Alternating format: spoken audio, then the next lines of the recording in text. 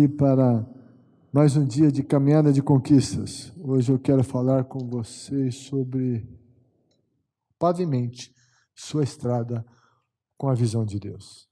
Quero falar sobre visão de Deus. Eu gostaria que você abrisse comigo a Bíblia no livro de Atos, capítulo 26, vamos ler a partir do versículo 10. Esse texto, o contexto dele é quando o apóstolo Paulo está diante do rei Agripa e diante do interrogatório desse rei, discurso de Paulo em sua defesa, e aqui há coisas muito lindas, e uma das coisas que Paulo fala aqui é sobre visão. Vamos ler então, Atos 26, 10 em diante, diz as palavras de Paulo, dizendo: e foi exatamente isso que fiz em Jerusalém. Com a autorização dos chefes dos sacerdotes, lancei muitos santos na prisão, e quando eles eram condenados à morte, eu dava o meu voto contra eles. Muitas vezes ia de sinagoga para outra sinagoga, a fim de castigá-los, e tentava forçá-los a blasfemar. Em minha fúria contra eles, cheguei a ir a cidades estrangeiras para persegui-los. Numa dessas viagens, eu estava indo para Damasco, com autorização e permissão dos chefes dos sacerdotes. Por volta do meio-dia, ó rei, estando eu a caminho, vi uma luz do céu, mais resplandecente que o sol, brilhando ao meu redor e ao redor dos que iam comigo. Todos caímos por terra. Então ouvi uma voz que me dizia em aramaico: Saulo, Saulo, por que você está me perseguindo? Resistir o aguilhão só lhe trará dor. Então perguntei: quem és tu, Senhor? Respondeu o Senhor: sou Jesus, a quem você está perseguindo. Agora levante-se, fique em pé. Eu lhe apareci para constituí-lo servo e testemunha do que você viu a meu respeito e do que lhe mostrarei. Eu o livrarei do seu próprio povo e dos gentios, aos quais eu o envio, para abrir-lhes os olhos e convertê-los das trevas para a luz e do poder de Satanás para Deus, a fim de que recebam o perdão dos pecados e herança entre os que são santificados pela fé em mim. Assim, rei Agripa, não fui desobediente à visão celestial. Preguei, em primeiro lugar, aos que estavam em Damasco, depois aos que estavam em Jerusalém, em toda a Judéia e também aos gentios, dizendo que se arrependessem e se voltassem para Deus, praticando obras que mostrassem o seu arrependimento. Pai de amor, muito obrigado por tua palavra e mais uma vez nós te louvamos pela tua palavra. Declaro de coração que a tua palavra é linda, ela é maravilhosa, ela é deliciosa, ela é alimento. Deus, eu amo tua palavra, nós amamos tua palavra. Obrigado por ela. Revela os mistérios da tua palavra aos nossos corações. Em nome de Jesus eu repreendo qualquer interferência, qualquer ação maligna que queira se opor à palavra de Deus.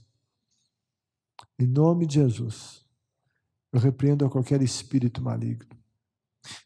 Eu repreendo esse demônio na mente dessa mulher. Que em nome de Jesus ele comece a ser queimado pelo fogo do Espírito Santo agora. Demônio maldito, você é queimado. Você é destruído, tua obra é destruída. Em nome de Jesus, você é derrotado, você é repreendido. Te repreendo em nome de Jesus. Qualquer ação maligna nesse lugar, nesse espaço, sobre quem quer que seja aqui, está repreendida. Em nome de Jesus, nós declaramos que Jesus reina aqui. Nós entronizamos Jesus. Qualquer oposição maligna ou humana está repreendida agora. Em nome de Jesus. Em nome de Jesus. Qualquer coisa que queira atrapalhar a comunicação e a recepção da palavra de Deus, eu repreendo. Em nome de Jesus, eu repreendo essa fisgada na perna que alguém está sentindo aqui. Eu repreendo isso em nome de Jesus, que saia. Em nome de Jesus, nada vai interferir, nada vai atrapalhar. Em nome de Jesus, eu repreendo dores, eu repreendo enfermidades, eu repreendo dor de cabeça, eu repreendo qualquer espécie de dor, que nada atrapalhe. Deus, vem com a tua glória nesse lugar. Nós queremos a manifestação da fé, dos dons e a manifestação da tua glória. Quando o Senhor manifesta a tua glória, o Senhor faz as coisas e nós queremos que o Senhor faça. Deus, enquanto nós falamos da tua palavra, enquanto ministramos, que a tua glória encha todo esse lugar. Em nome de Jesus, eu repreendo essas cólicas que essa pessoa está sentindo, que essa mulher está sentindo, que essas cólicas cessem, sejam arrancadas do corpo dessa mulher, em nome de Jesus. Em nome de Jesus, eu repreendo toda espécie de opressão, um sentimento de carga nos ombros, uma coisa maligna, eu repreendo em nome de Jesus. Deus, vem com a tua glória, abre os olhos do nosso entendimento, abre o nosso entendimento. Qualquer espírito que cega o entendimento, eu ordeno que solte os entendimentos agora. Em nome de Jesus, que haja um espírito de temor a Deus aqui. Que haja um santo temor a Deus. Nós reprovamos todo comportamento e todo tipo de pensamento irreverente, falto de temor. Em nome de Jesus, eu repreendo a irreverência, o espírito da irreverência, todo tipo de pensamento perverso, eu repreendo em nome de Jesus. Toda ação maligna em mentes eu repreendo. Deus, vem com a tua glória. Querido Espírito, nós precisamos de ti, te queremos e te desejamos.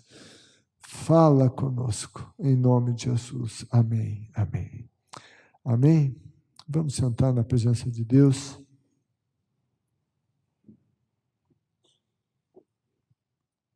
Vigiemos e oremos. Aqui, nós lemos esse relato bíblico de Saulo, que também era chamado de Paulo. Atos, 13º capítulo, versículo 9, fala de Saulo, também chamado Paulo. Saulo era o nome judaico de Paulo, né? Saulo significa desejado. O nome Paulo era o nome romano de Saulo, ou de Paulo, né? E é de origem latina. Os romanos, a língua deles era o latim. A língua que se falava no Império Romano era a língua grega. Mas dos romanos que dominavam a língua deles era o latim, e o nome de Paulo, romano, de origem latina, que quer dizer menor ou pequeno. Paulo quer dizer pequeno, menor. Mas Não é que Deus mudou o nome de Saulo para Paulo, não. Tinha o Saulo, era o nome judeu, e o Paulo romano. Não teve nenhuma mudança como houve na vida de algumas pessoas da Bíblia. O Saulo era usado mais na relação com os judeus. E nome de Paulo na relação com os gentios. Como ele foi o apóstolo aos gentios, o nome que mais se fortaleceu e que a gente conhece é o de Paulo. E Paulo estava, nesse momento, diante do rei Agripa, e ele estava contando como foi a conversão dele, contando o testemunho dele, o que aconteceu com ele. E ele estava dizendo que na viagem dele, na estrada de Damasco, ele teve essa visão e Jesus o chamou de Saulo. Saulo, o desejado, Saulo. E lá diz o texto que Jesus falou com ele em aramaico. Isso é um detalhe, mas isso é muito interessante. Enfim, esse apóstolo, ele era cidadão romano, ele falava latim, a língua dominante desse império era a língua grega, e tinha a língua hebraica, que era falada na sinagoga, e tinha o aramaico, que era a língua mais usada, mais usada entre eles, que era a língua que o Paulo se comunicava com seus pares. É muito interessante que Jesus vem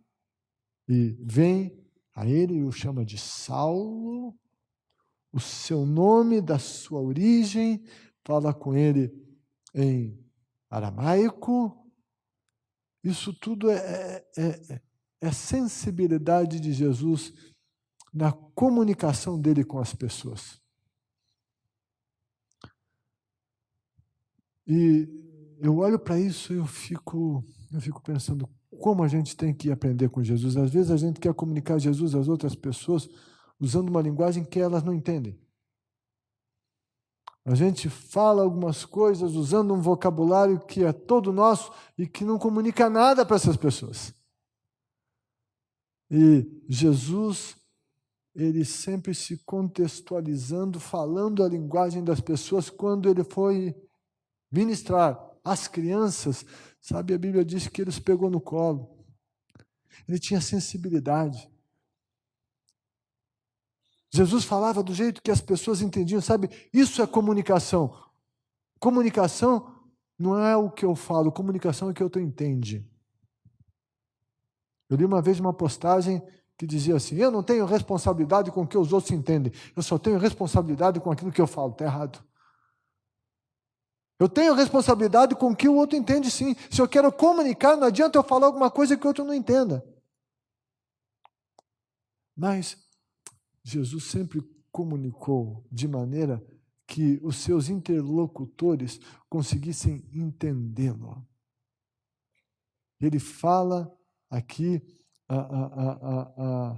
no aramaico e lá no original, enfim, é uma versão ali que vai falar que é hebraico, mas na realidade é o aramaico, que não era aquele lá da sinagoga, era a fala ali comum. Jesus é aquele que se familiariza com os seus interlocutores. E nisso tudo a gente vai aprendendo muitas lições, e está ali Paulo contando tudo aquilo, o Saulo, que era o desejado, que tinha o nome de Paulo, e ele se dizia o menor dos apóstolos. Ele assumiu o nome de Paulo, de pequeno, de menor. 1 Coríntios 15, 9, ele diz: eu sou o menor dos apóstolos. E Saulo, a caminho de Damasco, ele tinha estabelecido uma visão para ele, uma visão para si mesmo. Ele colocou uma visão de vida para ele mesmo. Ele conta que ele fazia tudo isso. Ele estava aqui com a autorização das autoridades religiosas para ir e perseguir os cristãos. Ele colocou uma visão para ele mesmo, mas essa era uma visão dele para ele. Era o sonho dele para ele. Mas não era a visão que Deus tinha para ele. Não era a visão divina para a vida dele. Nesse caminho, ele contempla a visão divina. Gente, e visão é algo muito necessário e muito importante. Visão nos dá norte, visão nos dá direção, visão dá o propósito da nossa vida, visão mostra qual é o destino pelo qual devemos de lutar, o lugar aonde nós queremos chegar. Quando se tem uma visão, sabe, isso é muito importante.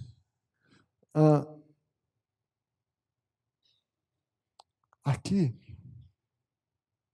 quando a gente fala em visão, nós vamos buscar falar dessa visão de Deus para as nossas vidas. E quando temos uma visão, é preciso investir energia e recursos nela. Eu não posso investir minhas energias, os meus recursos em qualquer coisa, em tudo que aparece na minha frente. Não. Eu preciso de uma visão. De uma visão.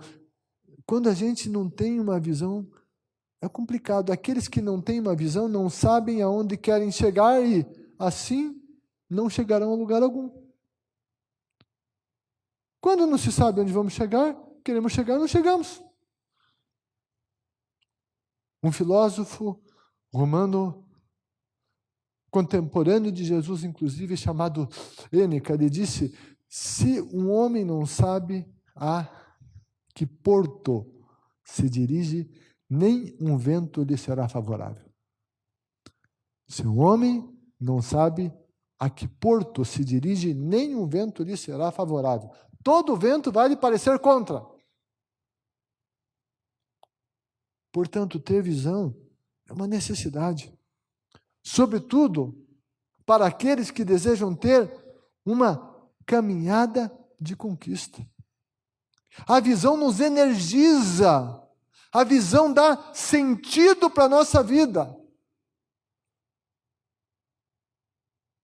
E nós vamos falar aqui sobre visão em alguns aspectos diferentes, mas todos eles buscando o propósito de Deus.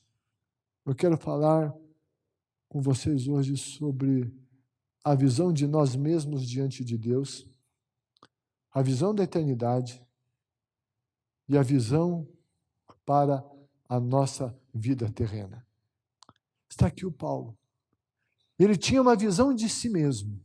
Esse homem que vai contar aqui da visão de Deus para a vida dele, da visão terrena aqui para a vida dele, sabe, antes ele tinha uma visão de si mesmo. Quando ele olha para a vida dele, ele vai falar sobre si, as histórias dele. Aqui no versículo 10 e 11 ele diz: olha, eu fiz muita coisa horrível. Eu lancei muitos santos na prisão. Quando eles eram condenados à morte, eu dava o meu voto. Eu fui cúmplice da morte deles. Eu ajudei na morte deles. Muitas vezes eu ia de uma sinagoga para outra a fim de castigá-los e tentava forçá-los a blasfemar. Em minha fúria contra eles, cheguei a ir às cidades estrangeiras para persegui-los. Essa era a visão que ele tinha antes. E quando ele olha para essa visão errada, ele tem a visão de quem ele era, a visão de si mesmo. Mas em 1 Timóteo 1, 14 a 16, ele diz: contudo, a graça de nosso Senhor, ela transbordou sobre mim, com a fé e o amor que estão em Cristo Jesus. Esta afirmação é fiel e digna de toda aceitação. Cristo Jesus veio ao mundo para salvar os pecadores, dos quais eu sou o pior. Mas por isso mesmo alcancei misericórdia, para que em mim, o pior dos pecadores, Cristo Jesus demonstrasse toda a grandeza da sua paciência, usando-me como exemplo para aqueles que nele haveriam de crer para a vida eterna. Quando Paulo olhava para si mesmo, ele se reconhecia como pecador. Ele reconhecia os seus pecados. Quando Paulo olhava para si diante de Deus, a visão de si mesmo diante de Deus, ele se via alguém alcançado pela graça divina. Ele dizia que ele era o pior dos pecadores. Ele não dizia isso da boca para fora. Isso é o que estava no coração dele. Ele repete isso 2 vezes, o pior dos pecadores. Ele reconhecia que era a graça do Senhor. Ele disse: a graça do nosso Senhor, ela transbordou sobre a minha vida. Ele disse: alcancei misericórdia. Ele não disse que ele alcançou méritos, ele disse que alcançou misericórdia. Ele fala de graça e não de mérito. Ele não disse: olha, eu sou aí o apóstolo porque eu sou o cara, porque eu mereço, porque eu sou digno, por causa do meu esforço. Ah, olha, Deus me abençoou, porque, sabe, como que ele não ia abençoar um cara desse aqui? Não, era graça. Ele dizia: eu era pior, mas alguém diz: mas será que ele era o pior? Será que não tinha gente pior que ele? A questão, a referência não eram os outros, é que ele estava diante de Deus. Ele estava diante de Cristo. Não era comparação com os outros, era diante da santidade de Cristo. E diante de tanta santidade, o pecador que é consciente, ele se sente o pior. Essa era a visão dele. Não de um sujeito merecedor, mas um sujeito alcançado pela graça, que é favor imerecido. Alcançado pela misericórdia. E foi Paulo que escreveu aos Efésios dizendo: é pela graça que nós somos salvos por meio da fé. Ele diz: isso não vem de nós, isso é dom, é presente de Deus, não vem de nenhuma obra, para que nós não nos gloriemos. Qual é a visão que nós temos que ter de nós mesmos? Para que nós recebamos a visão de Deus, a visão da eternidade e a visão de Deus para a nossa vida terrena. Sabe, a gente tem que ter a visão de quem a gente é. E sabe quem nós somos? Somos pecadores. E quando nós temos essa consciência, e nós nos colocamos diante de Cristo, estamos diante da santidade dele, nós e ele, nós nos sentimos o pior dos pecadores. A nossa referência não é o cara que está lá na cadeia, que fez não sei o que, não. É a gente e ele. A gente se sente indigno, mas profundamente amado, constrangido por tanta graça, pois não haveria méritos em nós mesmos para estarmos diante dele, não há méritos em nós para irmos para o céu ou para sermos abençoados por Deus, não há méritos. E alguém diz: não, mas como não? Eu obedeço. Se obedeço, logo mereço. Não, errado. Quando eu obedeço, eu não faço mais do que a minha obrigação.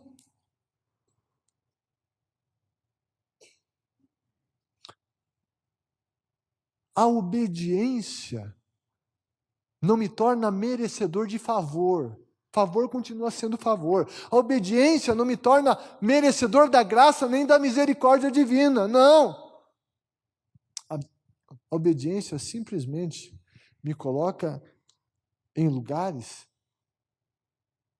sobre os quais a bênção de Deus vem, só isso. Mas continua sendo graça, continua sendo misericórdia, continua não sendo méritos. E é essa visão que a gente tem que ter da gente mesmo. A gente é pecador e somos o que somos pela graça de Deus. Pois dele é que vem todas as coisas. Para ele devem ser todas as coisas. E se a gente se desviar e tiver uma visão errada de nós mesmos, se a gente começar a se achar merecedor, injustiçado, eu mereço mais, por que eu não tenho mais, e tal, por que Deus não faz aquilo, sabe, a gente vai começar a ficar com o nariz empinado diante de Deus e a coisa não vai ser boa. Porque a Bíblia diz que Deus resiste aos soberbos, mas Ele dá graça aos humildes.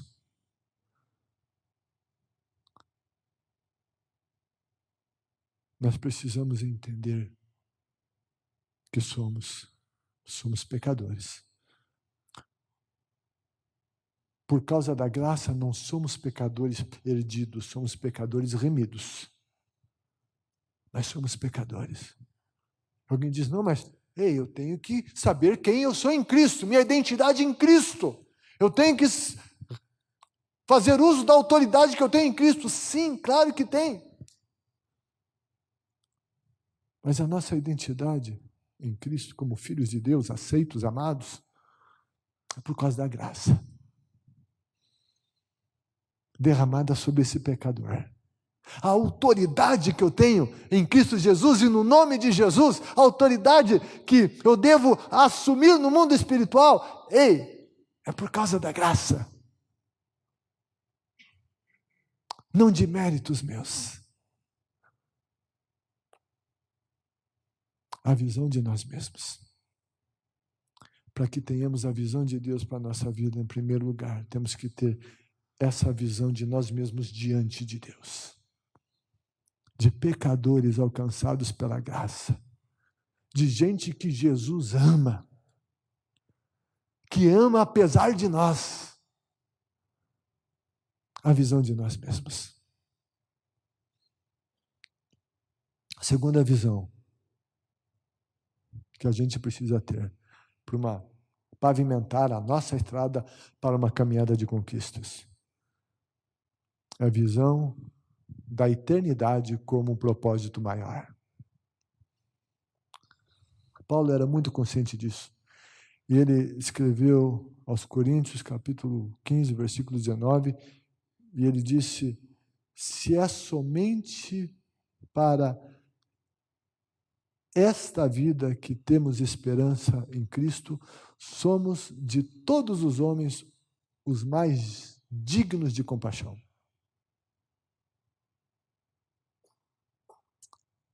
Outra versão essa de Almeida atualizada diz, somos os mais indignos de todos os homens. Se esperarmos em Deus somos os mais miseráveis de todos os homens. Se esperarmos em Deus só nesta vida. Paulo estava escrevendo aos Coríntios que buscavam a Deus porque eles queriam uma ajudinha de Deus aqui na terra. Eles falavam de Jesus, oravam a Jesus, iam à igreja, mas a visão deles era aqui nessa terra. Ele está dizendo, sabe, se a gente for assim, nós somos os mais miseráveis, os mais dignos de misericórdia, porque está tudo errado, o nosso olhar está errado. Está errado. Se é somente para esta vida que temos esperança em Cristo.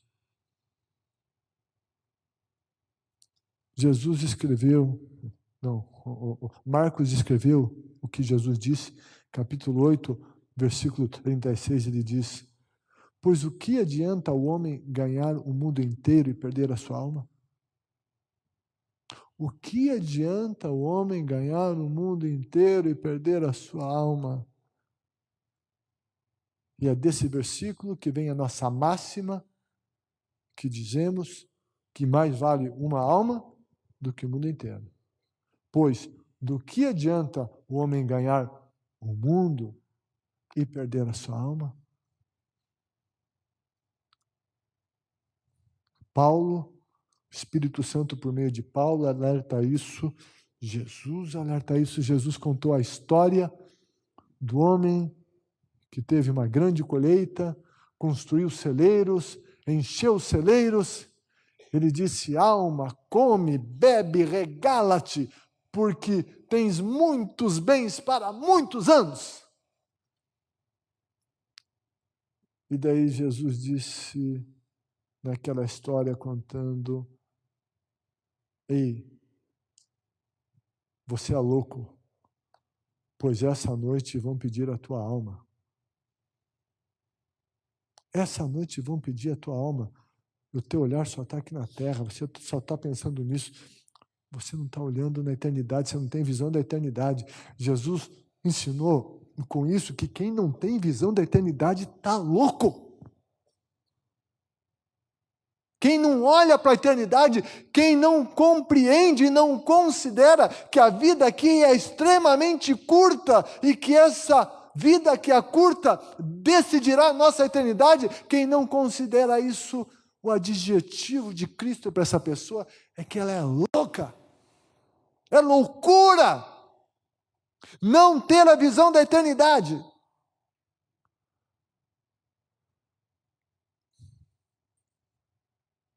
O nosso dia a dia nos chama para ficar olhando aqui para baixo. Tudo nos chama aqui para a terra. E sabe, a gente precisa de uma disciplina, de um esforço para levantar a cabeça, para olhar além. Sabe como que a gente levanta a cabeça e consegue olhar além e considerar a eternidade? É quando a gente investe tempo com Deus. É quando a gente lê a palavra de Deus. É quando a gente ora. É quando a gente está na igreja, quando a gente está no grupo pequeno. Se a gente não achar tempo para isso, sabe o que vai acontecer? Com a nossa visão vai ficar cada vez mais aqui na terra. Não ergueremos a cabeça para considerar o que vai além desse mundo. Para que eu tenha uma caminhada de conquistas, eu preciso pavimentar essa minha estrada com a visão da eternidade. Mas sabe, Deus também quer nos dar uma visão para a nossa vida nessa vida terrena. Eu tenho que saber, eu tenho que ter uma estrada bem pavimentada para correr e andar nesse mundo, para conquistar. Mas antes de pensar nessa estrada, sim, eu tenho que ter a visão de mim mesmo diante de Deus. Eu tenho que ter a visão da eternidade.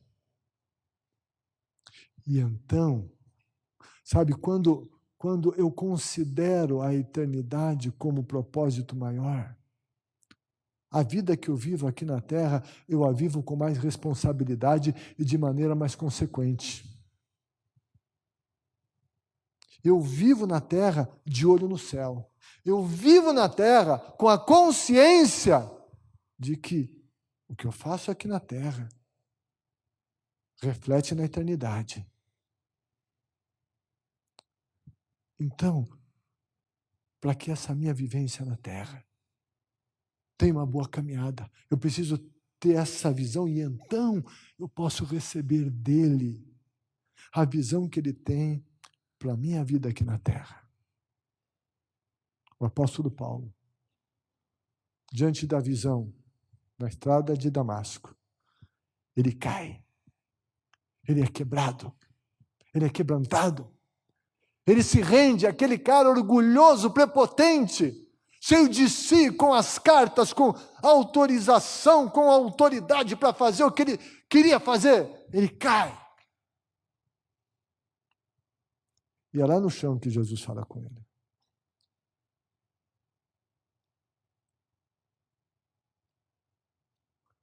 A Bíblia diz que é um coração quebrantado e contrito, Deus não despreza. Quem está muito cheio de si mesmo, quem está com o nariz empinado, quem está cheio da razão, não ouve Deus. Foi lá no chão. Quando está no chão, Jesus diz, agora levante-se e fique em pé. Fica em pé diante de mim aquele que se rende, que cai diante de mim. Jesus diz, eu lhe apareci para constituí-lo servo e testemunha do que você viu a meu respeito e do que lhe mostrarei. Eu lhe apareci para constituí-lo. Aqui a visão divina está sendo dada a Paulo. E nós vamos ler até mesmo na sequência, e nessa visão divina existe uma visão geral que é para todos os cristãos, e dentro dessa visão geral vem a visão específica. A Paulo foi dito, eu lhe apareci para constituí-lo servo e testemunha. Todos nós somos chamados para sermos servos de Deus e testemunhas. Todos, eu e você, fomos chamados para testemunhar. Alguém diz, não, mas eu não gosto de falar em público, eu não sei falar em público. Ser testemunha não quer dizer falar em público. Ou só falar em público. Alguém, não, mas é que eu não conheço a Bíblia. Como que eu vou testemunhar se eu não conheço muito bem a Bíblia? Eu tenho que conhecer mais. Não. Diz que é para ser testemunha. Atos 1, 8. Jesus disse, vocês vão receber poder ao descer sobre vocês o Espírito Santo e vocês vão ser minhas testemunhas. Jesus apareceu para um grupo heterogêneo de gente que falava em público, de gente que não sabia falar em público, de gente culta, de gente inculta, homens, mulheres de classes sociais variadas. Ele diz para todos eles que eles receberiam o poder do Espírito para testemunhar. Sabe o que é testemunhar? É contar fatos que você viu e que você viveu. É contar o que Jesus fez na sua vida. Isso ninguém pode contestar. Até pode, mas sabe, não tem valor, porque você está contando o que você viveu. Ser testemunha é falar de Jesus e da obra que Ele fez na nossa vida a outros. É contar das coisas que Ele fez e faz em nós. É testemunhar que Ele é o Salvador. Essa é uma visão geral, servir a Deus e ser testemunha. Mas depois Jesus começa a direcionar e deixar mais específica, a visão específica, e Ele diz, eu vou mandar você aos gentios, aos não-judeus. É para eles que você vai pregar. Aqui é a visão que Jesus tem para alguém no seu tempo de vivência terrena aqui. E Paulo mesmo falou que ele foi chamado para os gentios e o Pedro foi chamado para pregar aos judeus. Com uma coisa, outro com outra coisa. Visão de Deus sendo especificada. E quando a gente recebe isso de Deus e vai obedecendo, vai entendendo esses caminhos específicos, nessa caminhada, Deus vai mostrando outras coisas. Ele disse, do que lhe mostrarei. Paulo recebeu algumas coisas ali, depois na caminhada, lhe foi sendo mostradas outras coisas. A visão é específica. Deus tem visão geral para todos nós como cristãos, mas Deus tem uma visão específica para cada um de nós aqui.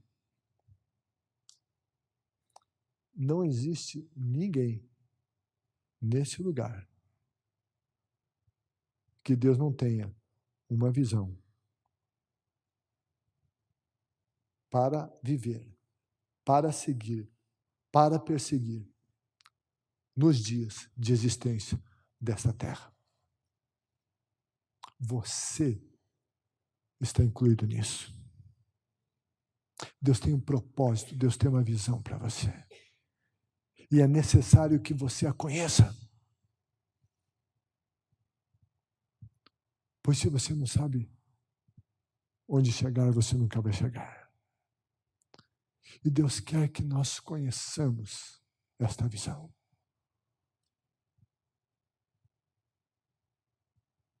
Mas agora, a grande pergunta é, como é que eu vou conhecer? Como que eu vou saber essa visão? O que Deus ele tem para mim nessa terra? Qual a visão dele para mim? E aqui a gente está falando de Paulo, citamos o Pedro, mas na questão ministerial. Mas isso se amplia em todas as maneiras.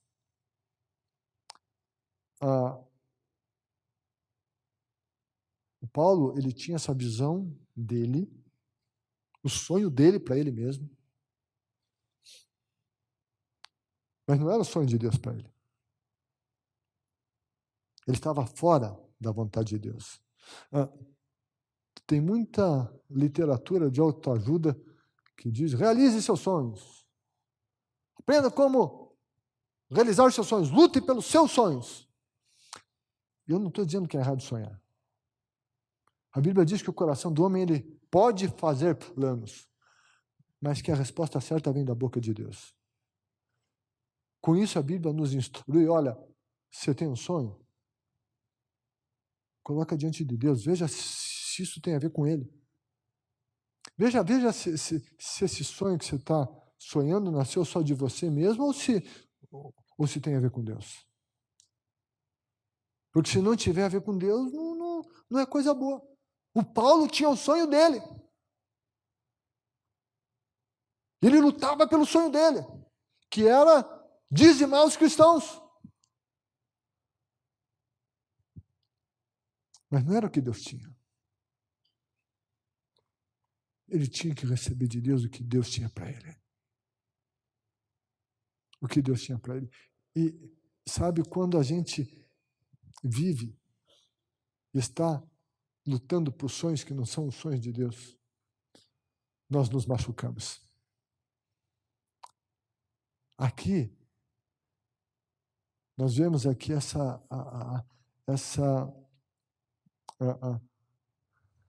palavra de Jesus, no versículo 14, ele diz, Saulo, Saulo, por que você... ou seja, então ouvi uma voz que dizia em aramaico, Saulo, Saulo, por que você está me perseguindo? E diz, resistir ao aguilhão só lhe trará dor. Resistir ao aguilhão só lhe trará dor. Outra versão diz, duro é para ti recalcitrar contra os aguilhões. O aguilhão era um objeto pontiagudo que era usado, enfim, de várias maneiras, era uma ferramenta usada para espetar alguma coisa assim. Ele também era usado no arado de alguns agricultores. O arado que era carregado pelo algum animal, e o animal tinha que ir adiante. Se o animal recuasse, o aguilhão lhe feria. Então, ele tinha que ir para frente. E essa era uma expressão usada naquela cultura. Jesus, novamente, usando elementos da cultura, linguagem que as pessoas conheciam para se comunicar com as pessoas. Jesus está dizendo, olha, Paulo, isso que você está fazendo aí não é bom e você já sabe, porque isso machuca você. Isso está te machucando. Quando nós estamos em uma visão que não é a visão de Deus para nós estamos sendo espetados, machucados, incomodados. Eu não estou dizendo que o cumprimento da visão de Deus seja fácil, que não tenha luta, não. O cumprimento da visão de Deus para o apóstolo Paulo foi desafiador. Não foi fácil. Mas aqui está falando de aguilhão, de estar sendo machucado, a alma machucada. Não, não é isso, e a gente sabe que não é. Paulo, você está lutando e você só está se machucando. E Jesus revela qual é a visão que ele tem para Paulo. É essa visão que a gente tem que buscar. Mas então, a pergunta, como é que eu conheço essa visão de Deus para a minha vida nessa terra? 13º versículo, o Paulo diz, vi uma luz do céu. Versículo, 14º versículo, ele diz, ouvi uma voz. Paulo conheceu a visão de Deus para a vida vendo uma luz e ouvindo uma voz. Talvez alguém diga, pois é, mas Jesus nunca apareceu para mim em nenhuma estrada. Como é que eu vou saber? Sabe, Deus não tem só uma maneira de agir, só uma maneira de falar, Ele conhece as pessoas individualmente, Ele as trata de maneira individual. Mas, de alguma maneira, eu quero dizer que há uma luz e há uma voz. Quando nós recebemos Jesus, Jesus nos encontra, temos esse encontro com Jesus, tem uma luz que vem sobre nós. Jesus disse, eu sou a luz. E nós também ouvimos uma voz, que é a voz da palavra de Deus. E essas duas coisas são básicas e não mudam. Para que conheçamos a visão específica de Deus para a nossa vida terrena, nós precisamos de estar em comunhão com Cristo, diante da luz dele. E a gente precisa estar ouvindo a palavra dele e o Espírito dele. E ele fala de muitas maneiras. Qual é a visão de Deus para a minha vida? Nós podemos buscar e iniciar esse entendimento com algumas coisas que Deus já nos tem dado. Há coisas que Deus já colocou na nossa vida e que Deus já colocou na nossa história. E essas coisas já indicam muito da visão dele para a nossa vida.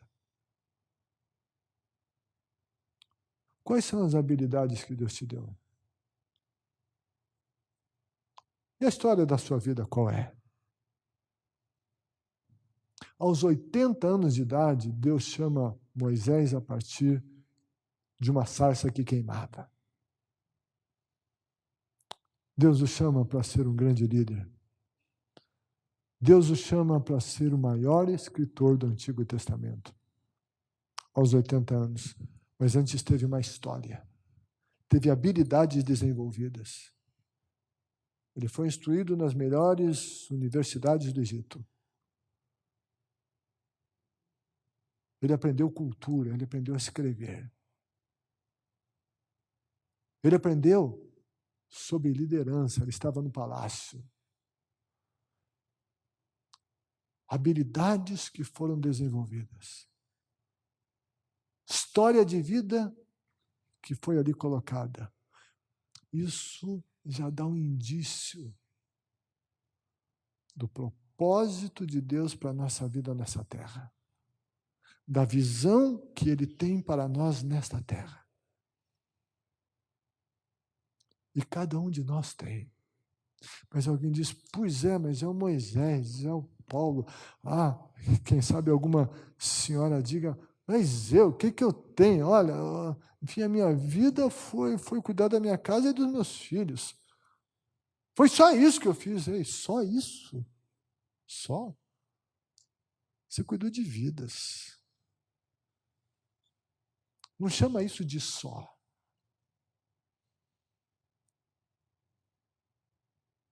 Se foi, entre aspas, só isso que Deus colocou na sua vida, se essa é a visão de Deus para a sua vida, que você a cumpra com o coração e com alegria. Ah, não, mas eu acho que o que Deus tem para mim não é grande, é só coisinha pequena. Ei,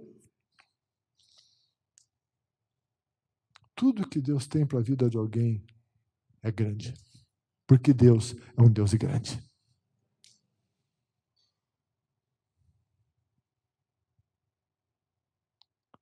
Mas qual é a visão de Deus para a nossa vida?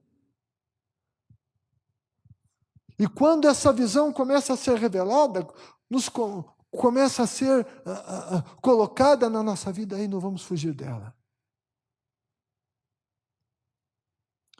E aqui tem uma declaração muito importante de Paulo, versículo 19. Ele disse, não fui desobediente à visão celestial. Eu preciso receber a visão.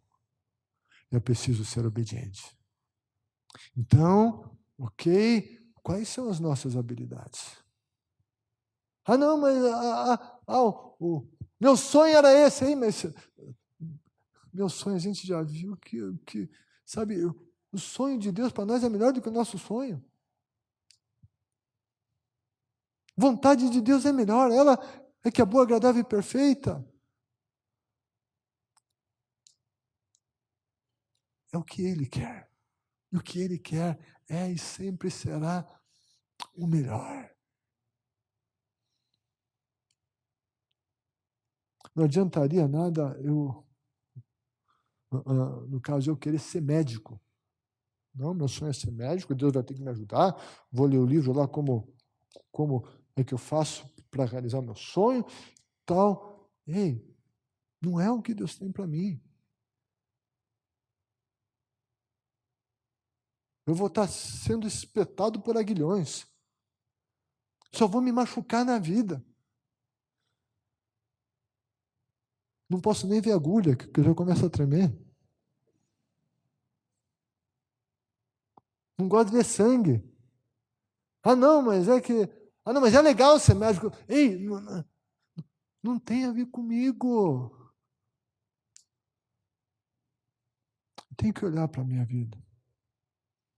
Olhar para a minha história. Olhar para o que Deus tem construído na minha vida. Entender isso. E então estar diante dele e receber daí as instruções mais específicas do que ele quer para mim. Mais claras. Ouvir do Espírito Santo. E daí alguém diz, pastor, mas isso aí é para você. Não, isso é para você. Espírito Santo não fala só comigo, ele fala com você. Ah, não, mas é difícil ouvir Deus.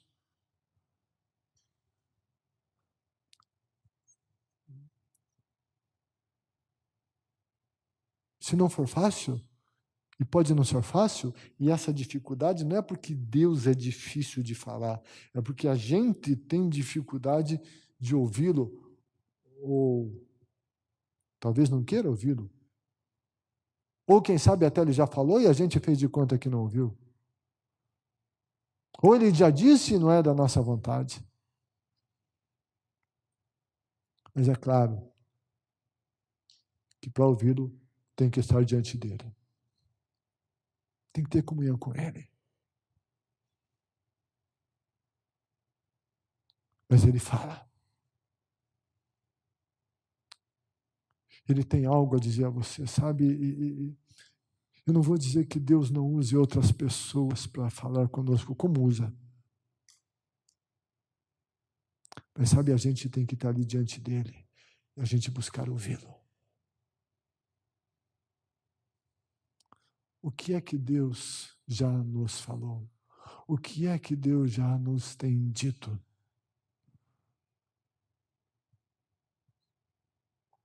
O que é que Ele tem nos dito? E sabe, e às vezes isso demora algum tempo. Ontem à noite aqui no culto da virada, aqui uma irmã veio testemunhar para mim tinha um chamado que ela recebeu para estar em um determinado lugar estratégico. E, enfim, daí ela disse, olha, não sei se você lembra, há muitos anos atrás eu estava orando, você orou, e você me fez uma pergunta, Deus já não te disse alguma coisa em algum momento? E daí ela começou a lembrar e ela disse, olha, tem a ver com o que está acontecendo hoje.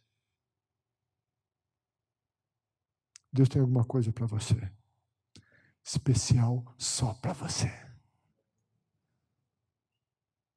Na vida profissional, na vida no reino, na vida ministerial.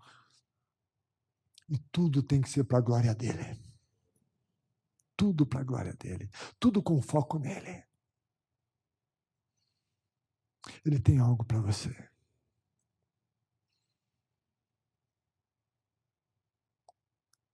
E daí talvez alguém diga, mas me ajuda mais aí, Silas. Me ajuda mais. O que mais? Mais a você e ele. Eu não posso entrar lá no teu quarto e ter o teu tempo de oração.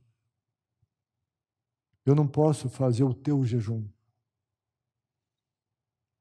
É você. Daqui para frente. É você e ele. E vai valer a pena se você investir tempo com ele. E buscar a visão dele para a sua vida. Coisas lindas irão acontecer. E você vai começar a andar nessa caminhada. Ele vai te conduzir. Vai mostrar. Nesta caminhada é a caminhada que às vezes a gente acha que é uma coisa, ele direciona para outra. Paulo, certa vez, ele disse que queria anunciar o evangelho em algum lugar e o Espírito do Senhor o impediu. Ele foi para outro, o Espírito do Senhor impediu. Daí, até que à noite, ele tem uma visão, tem um varão da Macedônia que diz, passa a Macedônia e ajuda-nos. É na continuidade que as coisas vão acontecendo. Deus tem isso para você. Deus tem isso para mim. Amém? Você quer a visão de Deus para pavimentar a estrada da sua caminhada de conquista? Amém? Para isso, tenhamos a visão correta de nós mesmos diante de Deus. Nunca deixemos de priorizar a eternidade. Nunca percamos a visão da eternidade e busquemos a visão de Deus para a nossa vida terrena.